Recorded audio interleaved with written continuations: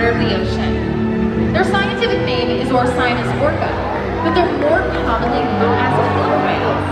And here at SeaWorld, all 5 members of our pod have their own individual names and identities. The first is Katina, our matriarch and leader at 44 years old. Next, we have Nalani and Malia, 2 of our female killer whales. And last but not least, our 2 males, True. Now, there's a vein that runs along the center of each lobe of her tail flukes. This is a perfect place for us to be able to collect that blood sample. And right now, Nalani is doing exactly what we're looking for.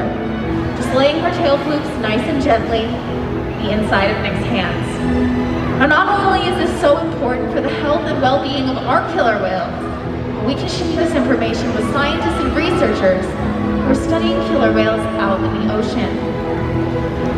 Now, you'll notice as trainers, we are constantly giving our whales nice big back, fluke, and even liver rubs.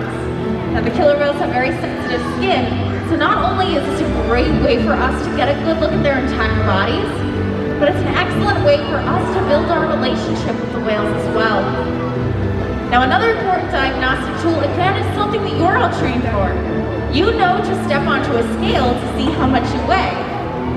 Well, in one of our adjacent pools, we have a killer whale size scale that our whales are trained to slide their entire bodies up onto, as we're going to be simulating for you here with Nalani in our slide out.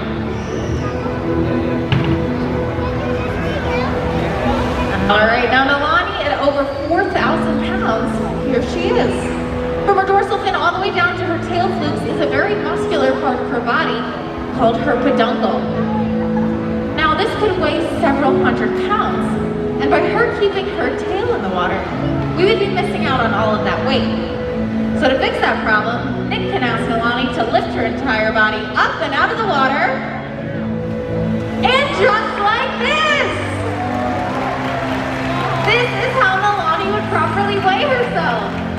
Now this is a behavior that you may see over the course of our presentation, but know that it's one of the most critical behaviors and one of the first that we train our whales. Now we weigh our younger whales to make sure they're growing properly, and our older killer whales to make sure they're maintaining a healthy weight.